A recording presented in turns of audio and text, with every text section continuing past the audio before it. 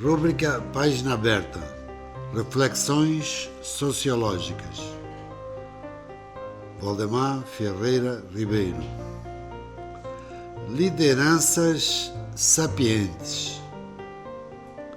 Desde os primórdios de sua existência, o ser humano e outros grupos de seres vivos tiveram a necessidade de lideranças, muitas vezes nascidas pelo desejo de dominação e imposição da força bruta e não pela razão.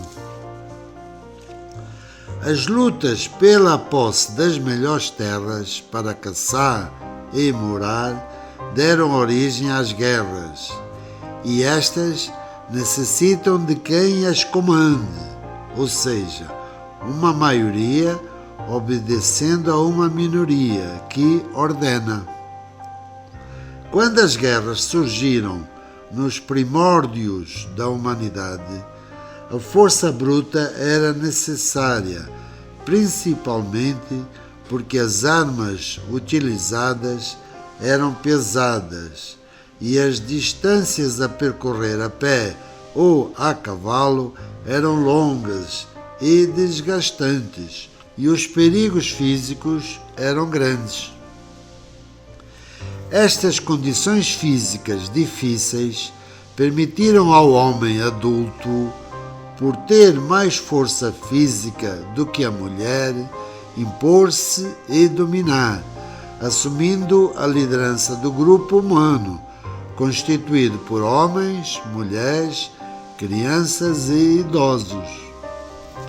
Hoje em dia, sabe-se que os líderes que utilizam a força bruta, mental ou física, para se imporem e dominarem, não são certamente os mais sapientes, os mais inteligentes, e basta observar os modos de vida, os gostos, o lazer, os modos de estar e ser de cada uma destas lideranças.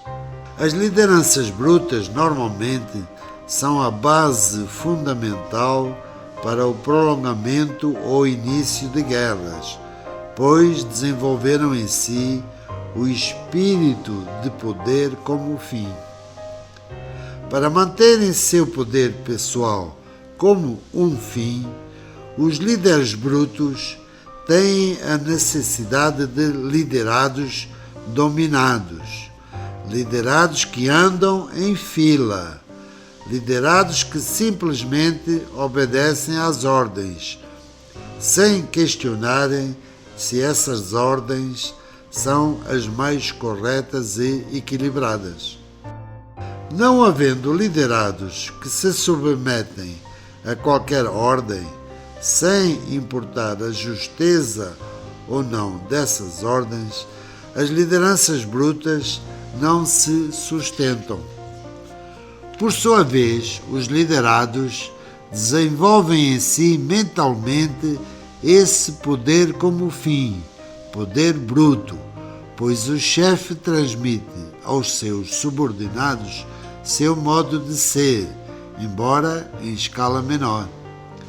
No seu cargo hierárquico inferior, mas de comando, ou no seu pequeno mundo familiar, o subordinado exerce seu pequeno poder, muito para ele, gerando-se assim um círculo vicioso em que liderados sustentam os líderes brutos e vice-versa. Um precisa do outro para subsistir, para se manter no poder, senão implode. As organizações precisam de gentes, crentes, e quantas mais gentes, maior a suposta verdade. Mas e se a suposta verdade não for verdadeira? Torna-se verdade no filho aquilo que no pai era mentira.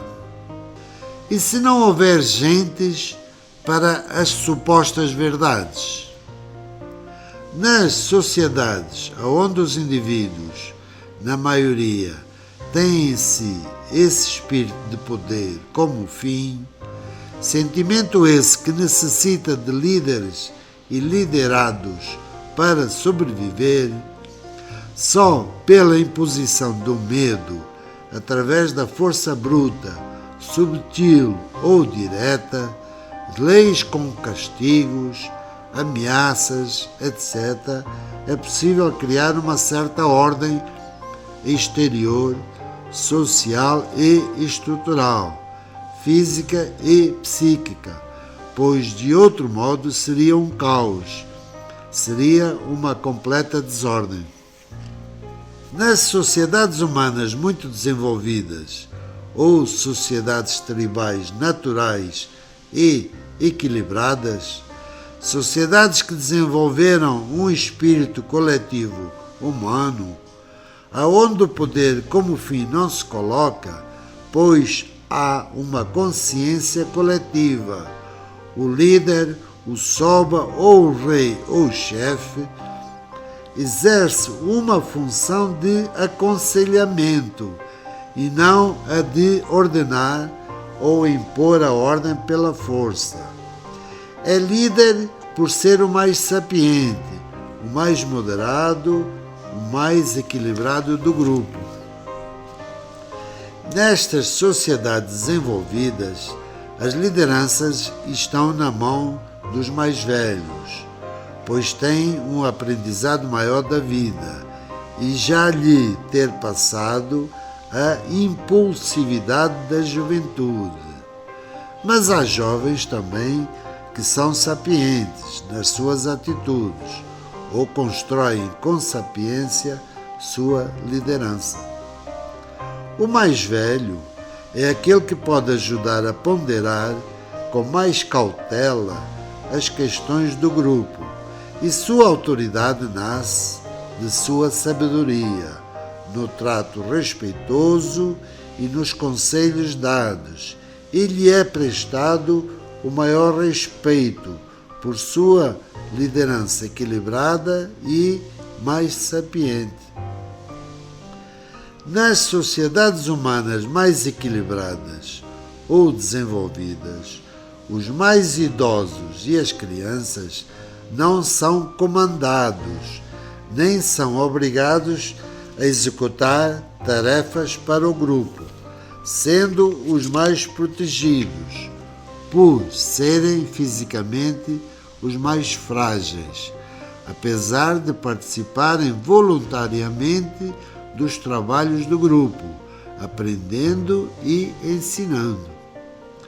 As relações sociais nestes grupos ordenam-se pelo princípio da colaboração e pelo princípio da sabedoria.